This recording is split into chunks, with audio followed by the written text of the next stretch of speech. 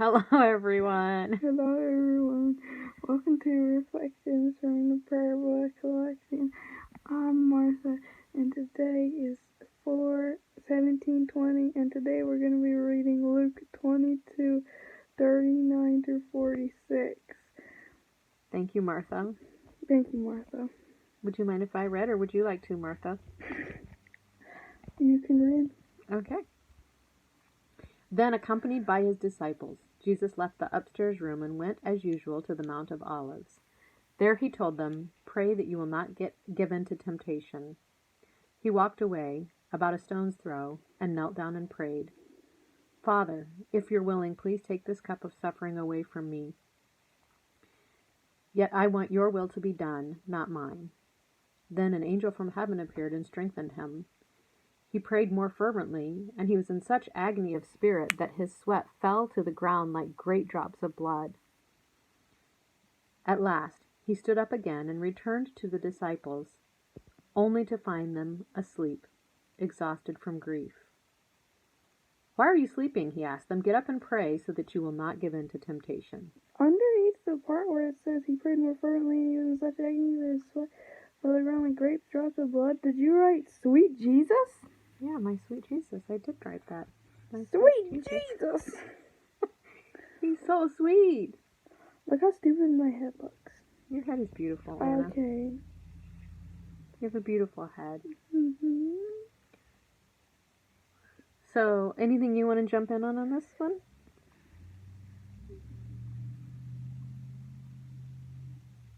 A stone's throw is not very far. A stone's throw is not very far. I mean, it depends on the person, especially if you or I are throwing it. Not so far. And it depends on the stone. For sure. Mm-hmm. Some stones would be hard to throw more than a foot or two. You might just drop them and hope they don't land on your toes. Mm-hmm. We're eating a few corn chips here, so excuse us. You want one? Here, Tostitos. for you. Bite size.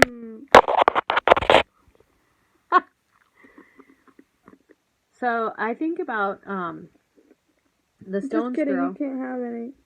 You can need to get your own corn chips. They won't go through the phone. It didn't fit. She did try.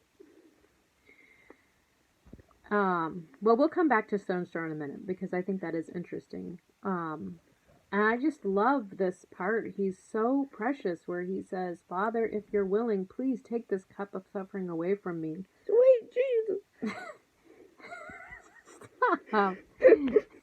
I just think that sounds like one of those southern person expressions.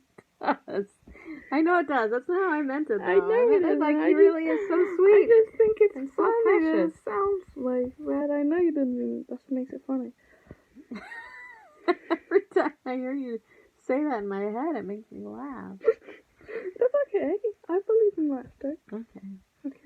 So, I think that, well, you gotta read the chapter. Read the chapter. From Timothy Keller in his book. I think it's Encounters with Jesus, the book that he talks about this. We're back. Chapter from Timothy Keller. It's really so good about this. I think it's Encounters with Jesus, and I'm not sure if I remember the name of the chapter, but we'll put a picture of it up here. It's like amazing. And I guess I'm just By we, she means me. You would. I'm gonna end up doing it. Yeah, that's probably true. I'm gonna go ahead and give you a little bit of a spoiler. Should I give a spoiler or should I just let him enjoy the chapter? What? About the Timothy Keller chapter. I don't know. What he says about this. I don't know. Okay, I'm just gonna tell you, but you still have to read it because he is so good. He basically says that when Jesus was on the Mount of Olives and having this time praying with God, that God basically let him see and showed him how awful it was going to be for the two of them to be separated. It wasn't the physical suffering. In fact, if you look, there are a lot of other martyrs and people who died much more, I guess you would say, singing. nobly. They went down singing, and here he went down begging. begging for God to take this away. He's sweating as if he were, Because as if it was instead of joining blood. God, he's going away. Right. The martyrs all got to die and go to God. He had to die and leave God for the first time ever in eternity. In eternity. And this is his first time ever being inside of time, and he's like, oh, no. So, that spiritual separation, God allowed him to see how painful that was going to be before he died, because if Jesus saw that and still chose to die for us, that's the ultimate sacrifice, that he knew exactly what he was getting into. He didn't get trickstered into it.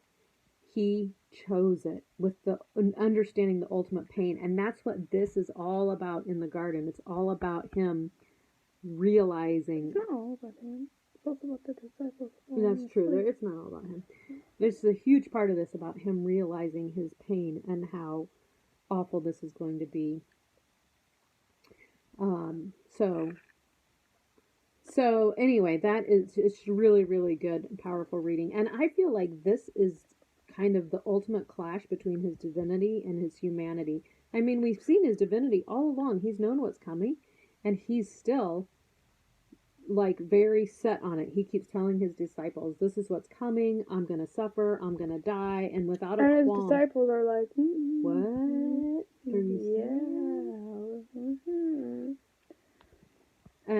And he hasn't had any hesitation before now. He's had great confidence. Now he was very eager for the Last Supper. Yeah, even at the Last Supper, just the last section, he was saying how eager he was for them to have this last meal together, because he's about to fulfill the Passover, the whole Passover thing.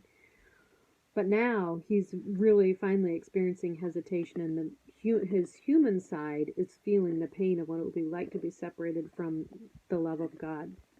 His every side. But his divine side still knows that he wants this to happen, and but at this point, he's not calling it his own will. He's just calling it, his will is to not do it, and God's will is for him to do it. Yeah. So, it's really, that is just really interesting. And he's just so human and so precious here. It's just so beautiful. And then it's interesting that they said that an angel from heaven appeared to strengthen him, and after the angel of heaven appears to strengthen him, he prayed more fervently and went into this agony of spirit. Agony. That's what it said. Yes. So that makes me wonder, like, did he somehow need the strength to face his agony? Would he have just somehow, I don't know, what would have happened if he didn't have the strength to face his agony? I don't know, but I think there may be something extremely spiritual going on there that we, because it wasn't like the angel came and strengthened him and then he felt better. It's like the angel came and strengthened him and then he got worse. Mm-hmm. Yeah. Something counterintuitive happening there, maybe. And, I had never noticed that this verse says that the disciples had fallen asleep because they were exhausted from grief. And we were like, why were they grieving? I don't think they know. They are not the ones who need to grieve. And I don't think they really understand what's coming yet. If anyone should be exhausted from grief, it should be Jesus. And I think he was. So that's what it made me wonder. Back to the stone's throw away. It made me wonder if they were watching him and watching his intense agony and suffering. I mean, I understand in those days that people expressed their agony. They were very dramatic. This culture is very dramatic about expressing emotions. So he may have been really, really, moaning and writhing, and it may have been very clear that he was in extreme agony. Which could have really broken their hearts. Maybe that's what was exhausting them. And then he said, and then he's really basically intolerant with them, and much like, hey, in his extreme. It's very extreme for him. And he says, get up and pray so that you will not give in to temptation. And I was trying to figure out, like, what would that look like? Like, how would you pray for that long to not fall into temptation? Like, it seems... Please. Yeah, please. Seems pretty straightforward. Like, help me not to. And I trust you, Jesus, and now I fall asleep. That seems fine. But I think maybe I have a simplistic view of what they were going through and what it was like. What were they tempted to do? Like, go help him? I don't know. Maybe to desert. To fall asleep? They're going to desert him, maybe? But they don't even know what the temptation that they're resisting yet is. Yeah, right. We don't get that. We don't get that. If you get that, leave a comment. So, the other thing that, about that, though, is pray that you will not give in to temptation. And I was kind of thinking about that, and you were thinking about that. I was thinking about that. I said, does that work? I didn't even know that worked. No one even offered that to me. I didn't know that was even an option. So that's where I fell down. Apparently, I never told my kids that you can pray to resist temptation. I didn't know.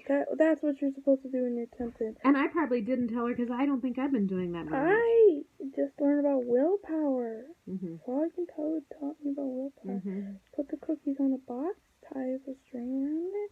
We went over the ladder and get the box and untie the string. And then at the end they give the cookies to the birds. If you haven't read that Frog and Toad story, it's good. You should. And I'll probably put a link or something in there to point you to it. Frog and Toad, like friends together. Oh yeah, the specific one. So, just a sec, we're doing the vlog. You want to see Chloe? See if I can find a picture. It's Chloe's You'll birthday. never guess what special day it is, except for the fact that Mother just told you. Guess how old she is. Leave a comment down below. How old do you think Chloe is? You have... Okay, your time is up. She's 13. Got all teenagers now. Oh, no. We have 1 13, 1 15, and 1 17. So, check back in a little bit. Yeah, we're vlogging, sweetie. So, yes, Chloe, you can for a few minutes. So, I've been thinking about that and kind of what Anna's talking about praying more to not give in to temptation. And one of the things that I've been working on is, I know that I'm judgmental sometimes, and that especially sometimes when I feel judgmental towards Michael, I will immediately go to a place of judgment, and that's not very healthy nor good for the relationship. So, one of the ways that I've been kind of trying to pray about that is with the welcoming prayer, which, if you're not familiar with it, maybe Anna will put a link to our website that has the welcoming prayer. You gotta put all these links in the description, Martha. Yeah, maybe we'll put the links in the description. I don't know about this You stuff. can look. Link down in the description below. We'll try and put everything down there that we've talked about. If Martha doesn't do it, that's her job. I'm the editor, she is the uploader. So, I'll try and remind her. Okay, we'll do it together. We're gonna do it together. Look in the description. And if it's not there, I'll just put it on the screen whether it's in the description or not. Okay. No, I won't, because I'm editing first. We'll get it. Just look. Yeah, send us a comment if there's something you wanted that we didn't put out there. But welcoming prayer is really good for someone like me because I'm not very good at recognizing my emotions, right, Anna? Uh-huh. And so welcoming prayer, the first step is just to acknowledge what emotion that you're feeling. So say hi. Hi, your emotions? Yeah, so I'll say hi, judgmentalism. And even just in acknowledging that, it helps me, because when I can see what emotion I'm feeling, it helps clue me into the work that God's trying to do in me. And I think that's a kind of a way of praying to yield to not get into temptation. So anyways, thumbs up on welcoming prayer to not yield to temptation. Give us a like. Thumbs up, give us a like, ring that bell. Hit that subscribe button, ring that bell if you want to be notified of every single video right when it comes out. And as always, we praise you, Jesus. Okay, bye.